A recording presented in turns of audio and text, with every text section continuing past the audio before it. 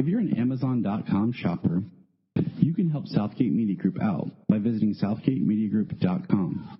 There you'll find a link to log into your Amazon account, and a % of your purchase will go to help support all the shows on Southgate Media Group. We also offer Patreon if you prefer that way, and any way you can help, we appreciate. Now, thank you, and enjoy the show. This is Dan Jurgens, and if you want to have a good time, keep listening to the Krypton Report. It's a bird! It's a plane! This is Jason J. Lewis, the voice of Superman on Justice League Action. This is Mark Wade, writer of Superman Birthright, and you're listening to the All Things Kryptonian podcast, including Superman and Supergirl. We discuss games, movies, cartoons, TV shows, and comics. Find us on Facebook, Instagram, YouTube, and Twitter.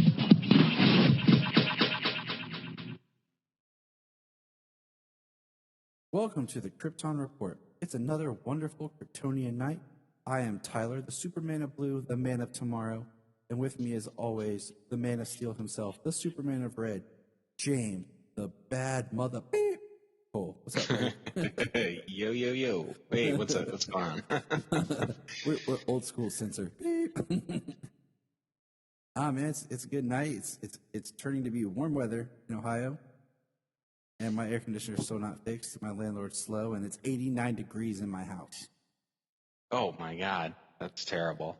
No, I mean, it went from cool, and we had some snow flurries last week. Nothing that stuck, just some things flying around, and then this week we're in the mid to upper 70s, and so today I kind of felt hot. You know, it's the one thing when it changes that much that quickly. That's when it's harder to adjust. Yeah, your body doesn't have a chance to adjust. Your blood's like, what's going on? Yeah, it's like wait, blood's got to get to the surface to get rid of more heat. Like, come on. And yeah, I mean, it's crazy to me. That's all. It's just, anyways, people don't care. But yeah, it's Ohio, and my house has a lot of natural sunlight, and I have huge, big windows, so that sunlight just comes in, it spits the crap out of it, which is great when you have an air conditioner to help temper that, but when it's not working, you just fry. So it's like living on the surface. But anyways, we will keep moving on because no one wants to hear me gab more. So we got tonight Supergirl season 6 episode 2 entitled A Few Good Women. Now, I'm just going to throw this out here for you, James. This is basically the first episode of season 6 in my mind. Like, I'm still sticking with that. Last week's episode was the official end. Season 5, this is the start of season. Yeah, it would be like the the cliffhanger ending that you leave at the end of the season, knowing you're coming back at the beginning of the next one. When you're yelling, "No, Kara, no!" I just think of Marty McFly. When Marty comes back in time, he looks and sees Doc getting shot, and he's like, "No!" And it's like he just hears himself. You bastards! Yeah, he hears himself in the background, like he looks over, like, "Ah, it's me," and they're like. Yeah, but that's what I picture in my brain. But yeah, so let's check this out. I got a quick summary here for us. While Alex, geez, I can't read. While Lex faces trials for his crimes, Sean and Alex try to access the Phantom Zone to rescue Supergirl. That's pretty much it. That's the short of this episode. So yeah, let's get in here. We have a returning director of Jesse Warren, who's done a lot of great stuff for the Arrowverse. So that's been nice. What do you think? I mean, I'm not sure specifically what other episodes the director has done. Why not, James? What's wrong? I mean, don't you worship everything with idea? Just walk around with IMDb stuck in your head? Because you used to know everything? Is that just me? I mean, I do get calls because of everything that I know, but everybody has gaps in their knowledge, Tyler. We do. That's why we work together. Yes. That's why James... I say this was a fun episode. Yeah. I enjoyed this episode. I did like this episode. It was cool and weird. And then I will say okay, so spoilers, we're going to talk about it. But I totally forgot that they were going to try to bring in Kara's dad again. And I totally, forgot. Did they say something about that? Because I don't recall it. I don't recall if they said who it was going to be. I just remember them talking about the actor guy who was on Roswell being back. And I was like, oh, okay. And then when the guy showed up and I looked it up, I was like, oh, he was the one that was on Roswell. And then I was like, wait a minute. Is that the original Roswell, right? Yeah, the original Roswell. Yeah. Not just crap they try to pull now.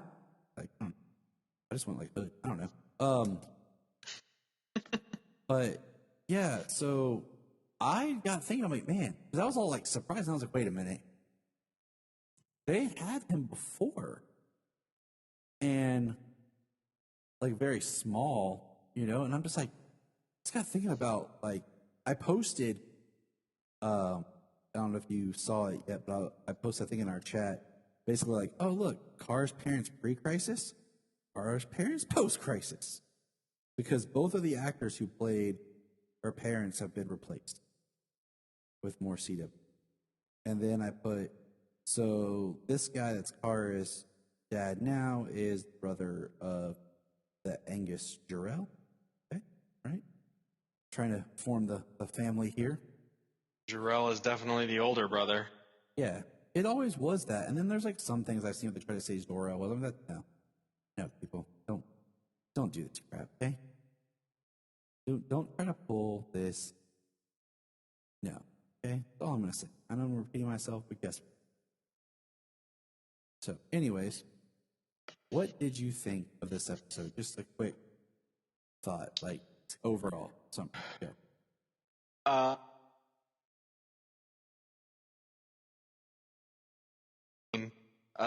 Plots there. Lex's trial. John Cryer is fantastic. He's it's just he is one of the best Lexes, arguably the best Lex, giving his portrayal. That whole side of the story, and then the Phantom Zone, Kara in the Phantom Zone, as well as them trying to reach her in the Phantom Zone.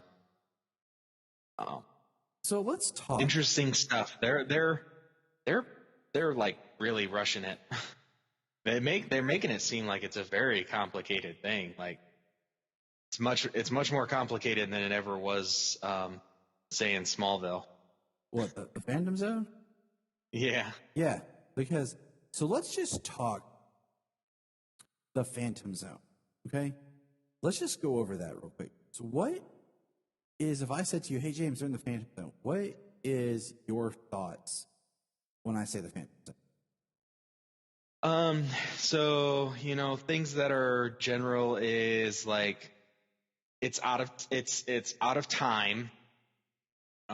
So time doesn't pass there. I've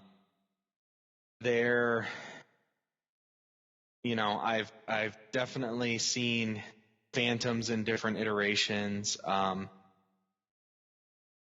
In live action, it works as a physical, place that a person can visit and be. But I also know of like,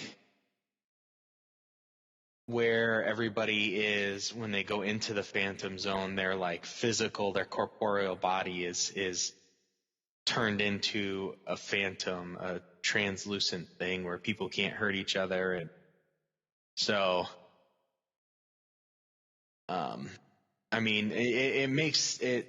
I think they're doing a good job with this iteration live action, a place where physical, like Kara. And we got Zor-El is in there, So let's just say real quick.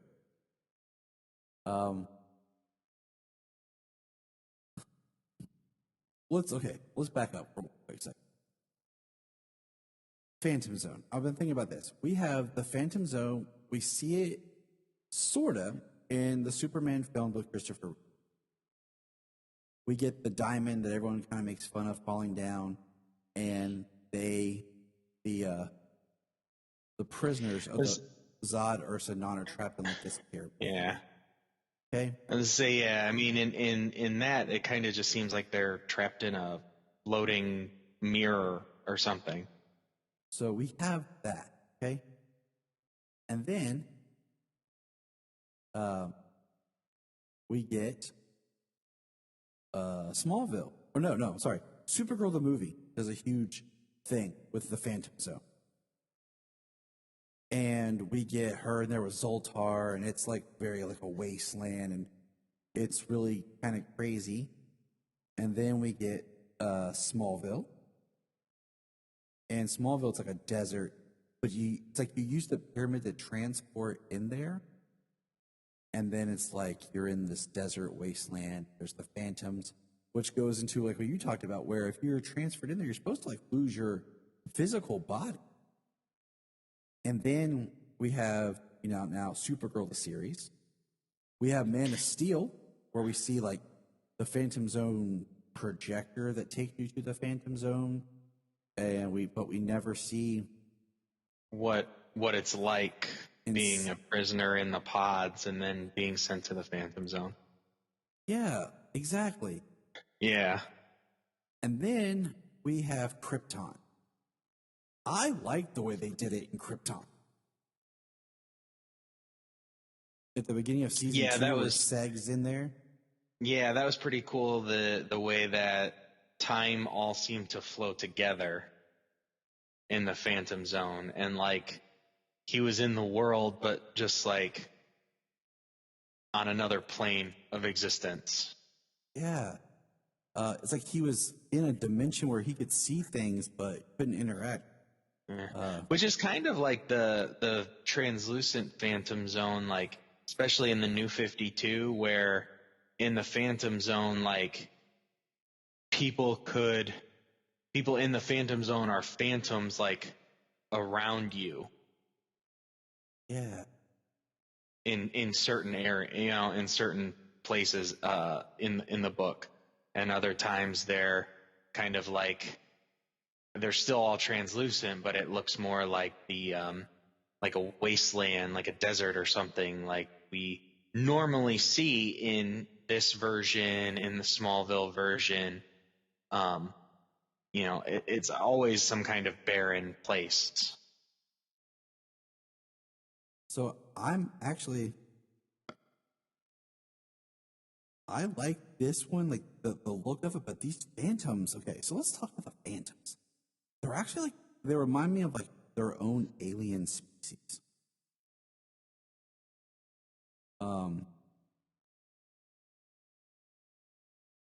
You know what I'm saying? Like they look like the from Game of Thrones, the Ice King guy. Is what it looks like. Right. Like the White Walkers. Yeah. But they're not like, they're physical beings that are like non-corporeal, like, so it's weird. They look like an alien race instead of just being like spirits. They even talk about the phantoms, and they describe them, basically remind me of like Dementors from here. Yeah. They make you live your worst fear and feed off that fear. It does make it like the Phantom Zone in this it's definitely meant to be a scary place, and if it was a prison, it's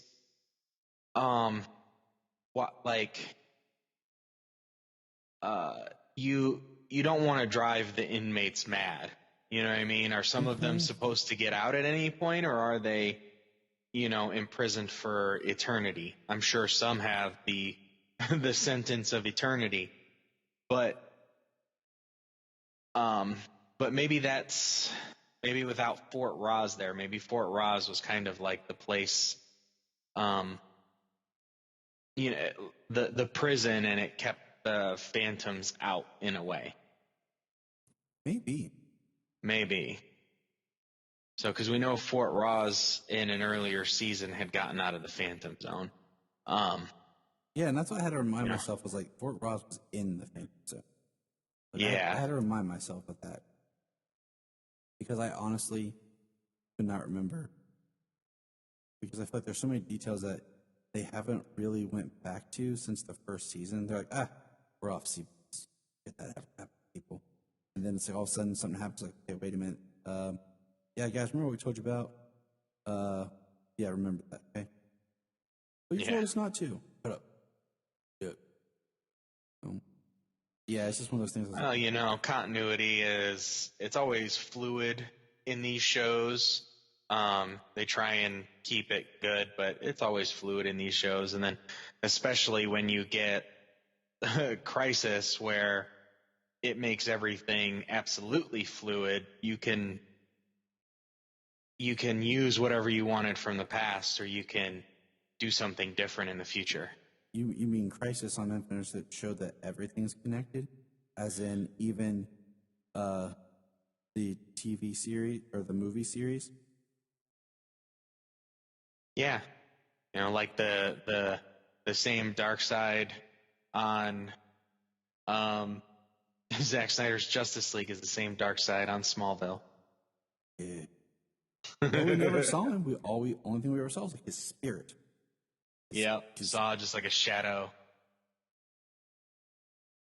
I mean, I put that little video up where I said basically, just because I'm a continuity person, is like, you have, my order is, if you're going chronological, it's like Wonder Woman, Man of Steel, BVS, Suicide Squad, Zack Snyder's Justice League, Crisis. Because Grant Gustin and Ezra Miller crossed over, Crisis affects it. Okay? And then we get Justice League, because that's what the studios want to consider canon. Ugh.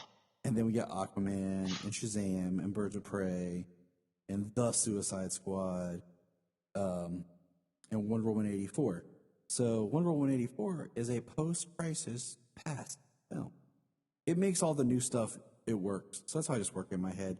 Like why The Suicide Squad is a little bit different, and not exactly the Suicide Squad we had. And, it's how I make everything happy in my brain. Why Birds of Prey is continues on, but it's slightly awkward from where Harley was at the end of Suicide Squad. I just say Crisis and it all makes sense. You're just like, Crisis. But anyways, let's bust in this episode, because the Phantom Zone thing was what really stuck out to me, to why I was like, okay, we have to talk about this, because I feel. So before we finish up this episode, because like I said, I wanted to get into the Phantom Zone. I just want to throw a shout out. We can't talk. Just some other great podcasts that you should be listening to. I'd like to just go ahead and mention the Last Sons of Krypton. They do a lot more comics. Ray Zod and Connor L do. We've crossed over with them several times before. I'd also like to check out the new Aspiring Kryptonian. If anyone remembers way back a couple years ago, I have no sense of time. I can't keep track of what year or anything it is. I had Tasman on the show. She's an adamant Superman collector from the UK. And I recommend everyone going and checking that out.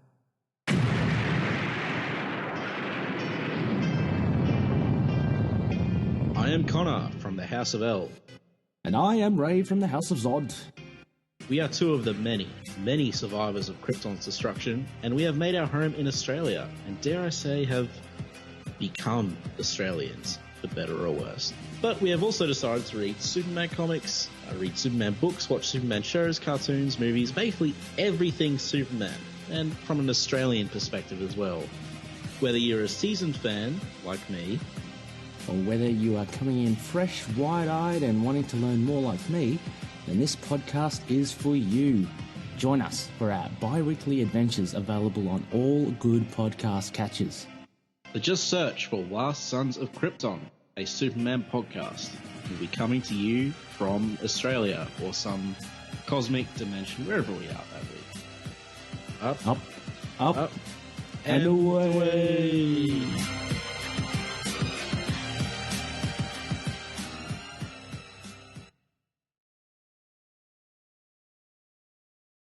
So now, without further ado, let's talk about vampires, James. You mean sparkly vampires or alien vampires?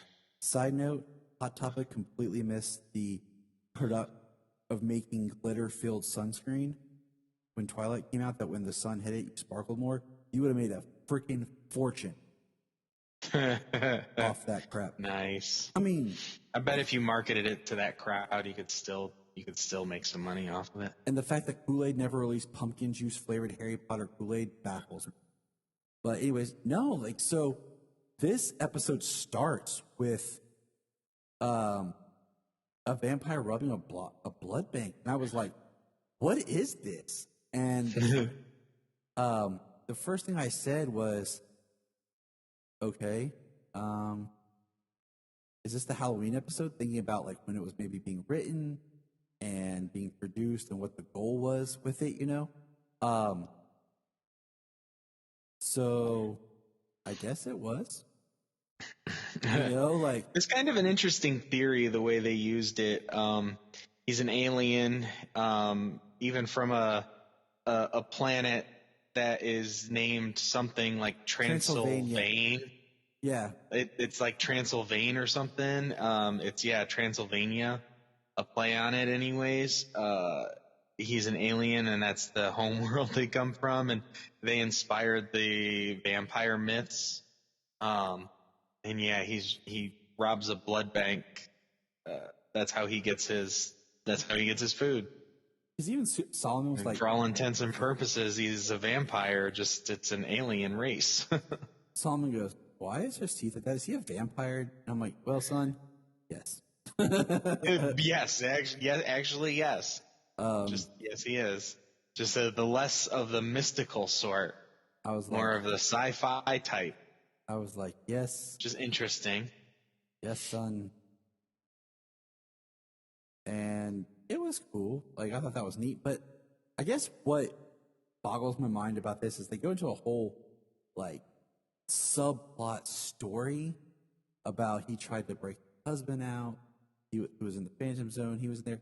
Instead of just going, like, I don't know, back to the fortress to find out more information about the Phantom Zone because the projector is damaged, or contacting Cal, or,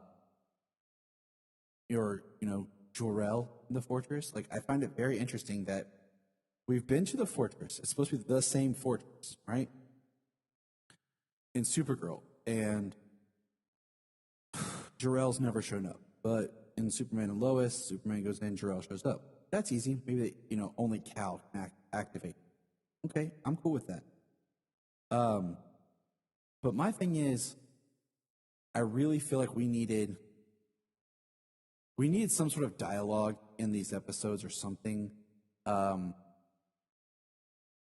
like where Superman is and what's going on, because I thought about when Buffy and Angel, when Angel split from Buffy, got his own show, okay? Mm-hmm. Follow me. That night, they air the first episode of Angel.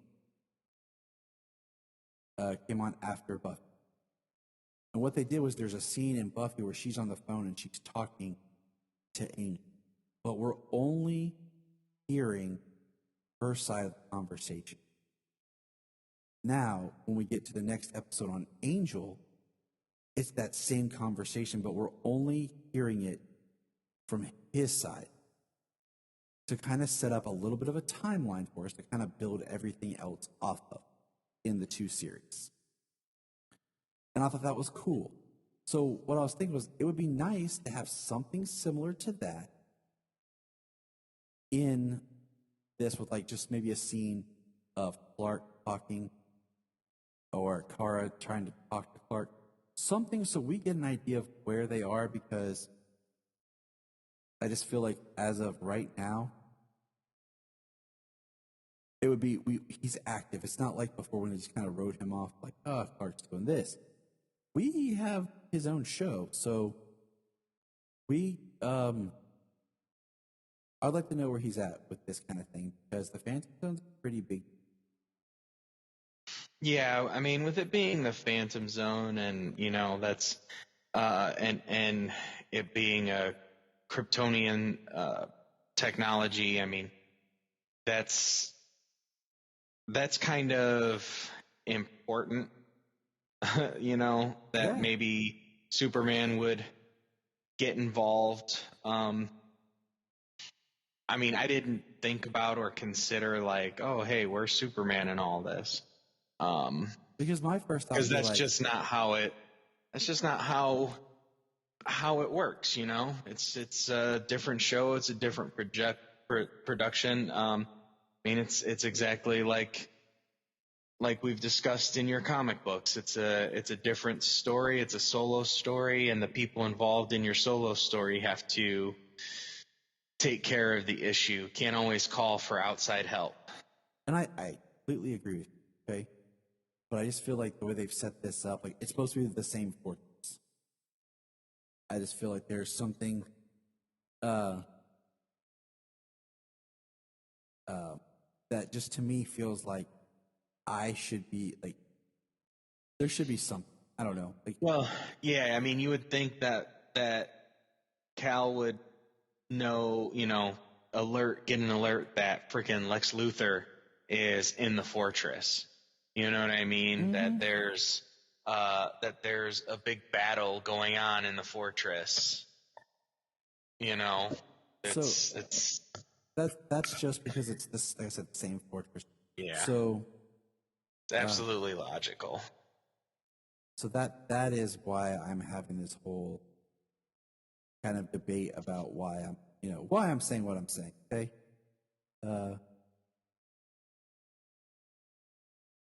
But anyways,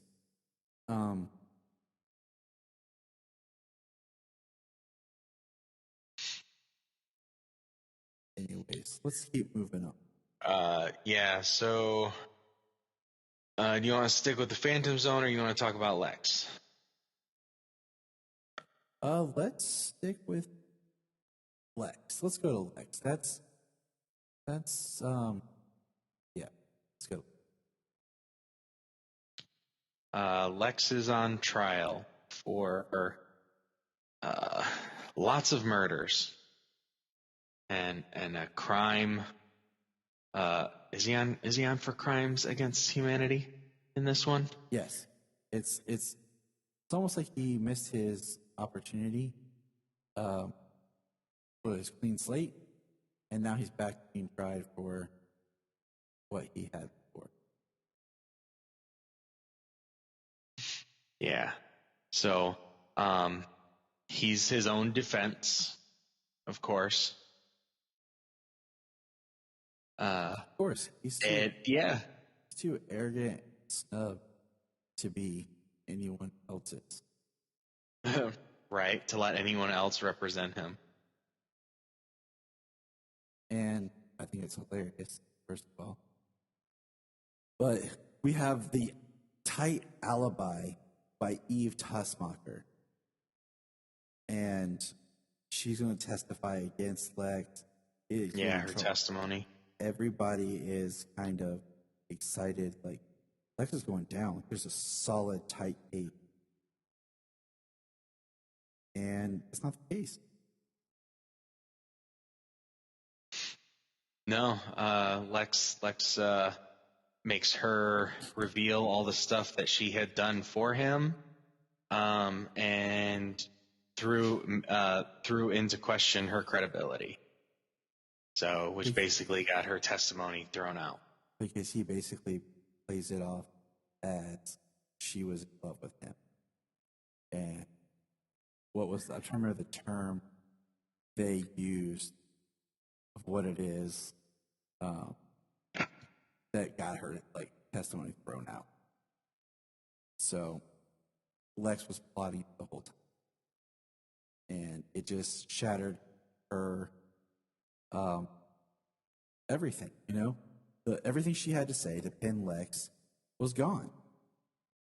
And earlier we had Lillian talking to him about taking the not taking the guilt because she didn't want to ruin the Luther name, and then she goes to Lena about and bring anything she can to bring Lex down. What do you think about that? I mean, Lena is definitely all in against Lex, putting him behind bars. She knows he's a bad person, and he's. I mean, heck, he was just about to kill half the Earth's population because they didn't love him, because they didn't get his download. Yeah, and what was the line that he said that was so amazing? He basically said, when Lena gets on the stand and she's basically outing him, she gets him really angry. He basically confessed and incriminated himself, but then spins it around with, well, if you could, you'd do the same thing as me. And everyone, is, yes. And it just was, interesting to me. Lex, he's angry, and Lee knows how to push his buttons. But yet he's not really thought of her as an adversary much. And I'm kind of, upset that, last episode, you had Myriad and you just used it just to erase his memory of Supergirl when you could have just made basically, yeah. To where he could have took away some of his intelligence. Right. Something, because we find out basically his bailiff or whatever shows up, and it's good old Otis. And you're like, what? And even Lex looks like, what? And yeah, Otis is there, and I guess they're ready to blow up the jury and the judge. Yeah, so he basically rigged it. And I'm guessing Lillian had nothing to do with it, because the way she talks, it feels like she has nothing to do with it. Is that what you got from it? Yeah, I think so. He said he had a legal way of getting out of it, which was but of course he had move. Yeah. And then of course he has a sleazy, dirty, underhand way of trying to get out of it, by killing everybody and probably mounting an escape. Yeah. Well, I half expected him to just put on a suit and fly out or something, that's what I was expecting. But that's not what happened. But it would have been awesome if it was. Yeah. So let's see, who else we got to talk about this? We've kind of been a little over the place. Lena has the best line, though. I want to put that where I got it in my notes here. We have a scene of Lena and Andrea talking together.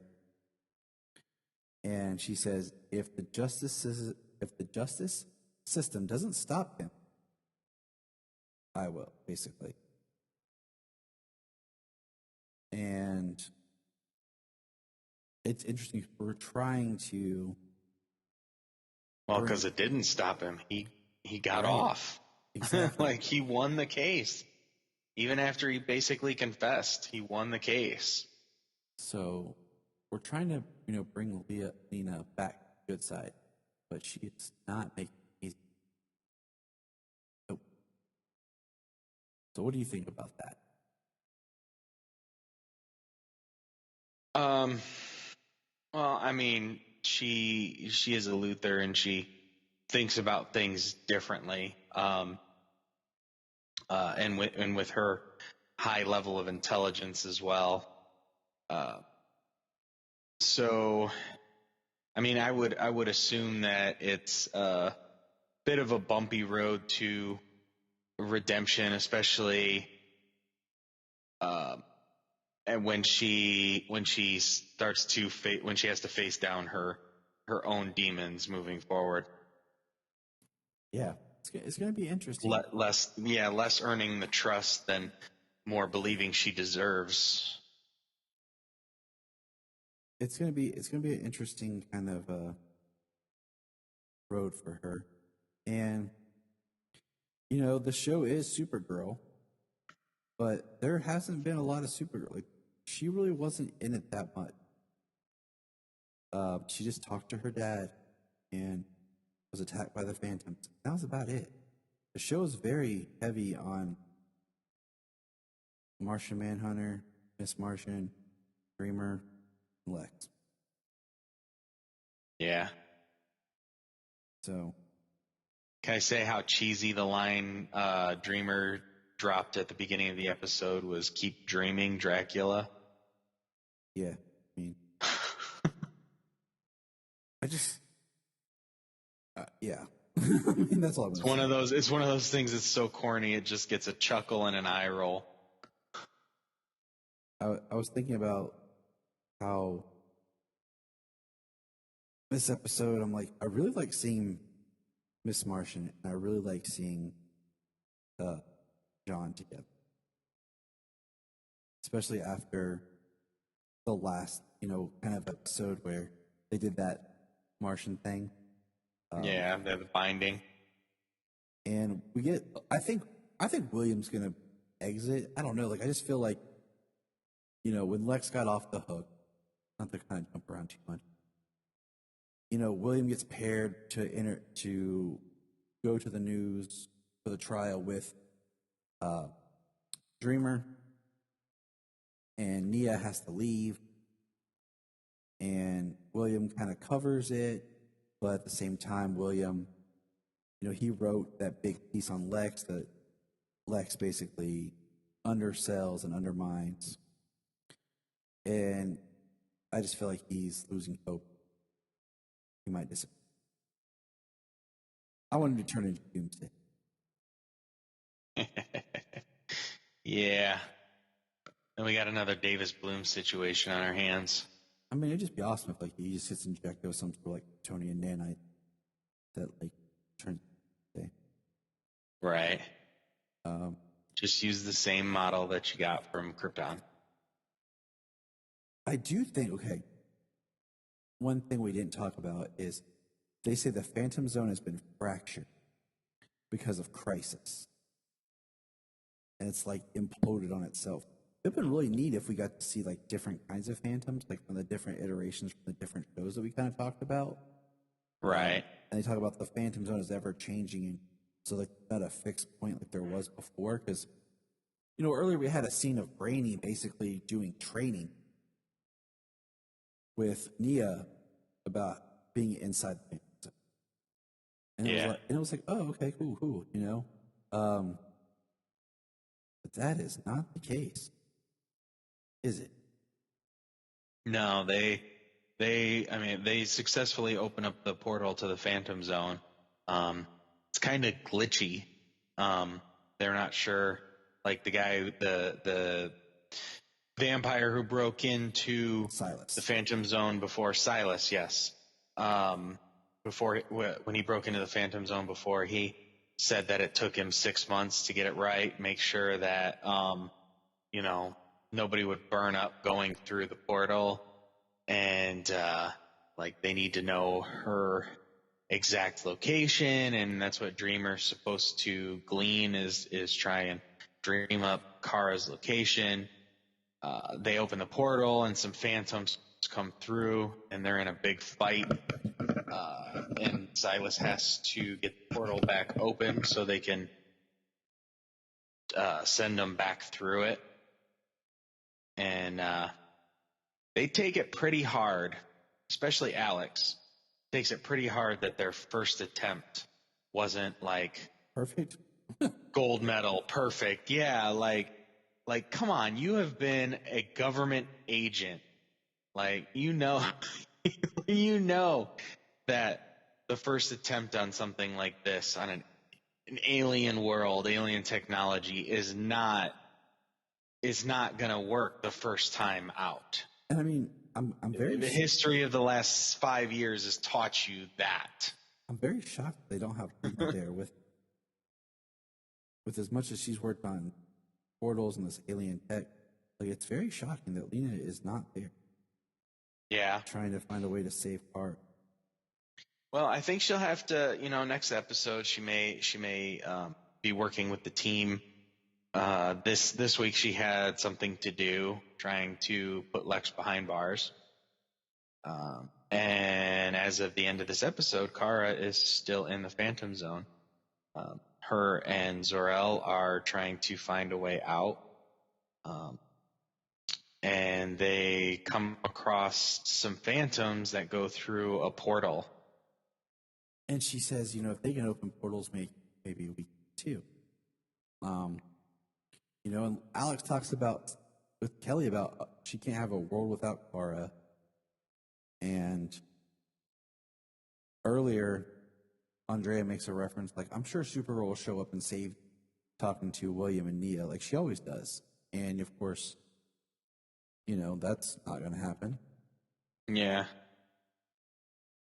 And just this, I feel like there's momentum. I feel like this episode has a weird blend of feeling like we're dropped in the middle of something, but yet we're at the start of something. That makes sense. Because I don't feel like I'm coming in completely like the middle of a season I'm watching a show, but I don't feel like I have that lull of just starting a new season. Like, I feel like they're more focused because they're going to have this short season. Yeah, it's a little shorter, and they had discussed the first half of the season kind of having an arc, and then the second half of the season kind of having an arc, which we've discussed many times before, if they would take that approach and kind of have more focused storytelling in a shorter amount of episodes, you probably tell a more concise story, right, with that model. And it's been over and over. But my big question is, I really want, if we're in the Phantom Zone, I want to explore more of like what these phantoms are. Like, where did they come from? Because they always talk about the Phantom Zone being something that Jor-El discovered as a like dimension that's just this hollow place, and over years they've made it more rough, and what we talked about at the beginning about the different stuff, because a lot of times it's like, why didn't people just hide in the Phantom Zone during the destruction of Krypton? But there's been a lot of discussion about later the prison and somewhere to put stuff. I think it'd be really kind of neat to explore Phantom Zones. And Zor-El, he's gone mad. Like, that's kind of his thing. He's been there. He no longer has the mental, I don't want to say power, but like the mental capacity that he had with Kara. And I kind of forgot that Kara's pod was stuck in the Phantom Zone. For some reason I was thinking she was stuck. They did something a little differently with Kara, but he said, the Phantoms never bothered you because of your pod. Right. And I was like, oh yeah.